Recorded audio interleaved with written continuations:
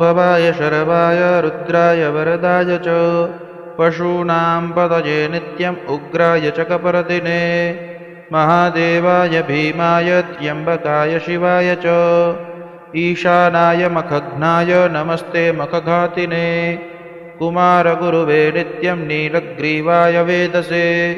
विलोहिताय धूम्राय व्याधिने न पराजिते नित्यं नीलशिखण्डाय शूलिने दिव्यचक्षुषे हन्त्रे गोप्त्रे त्रिनेत्राय व्याधाय च सुरेतसे अचिन्त्यायाम्बिका भर्त्रे सर्वदेवस्तुताय च वृषभध्वजाय मुण्डाय जटिने ब्रह्मचारिणे तप्तमानाय सलिले ब्रह्मण्यायाजिताय च विश्वात्मने विश्वसृजे विश्वमावृत्य तिष्ठते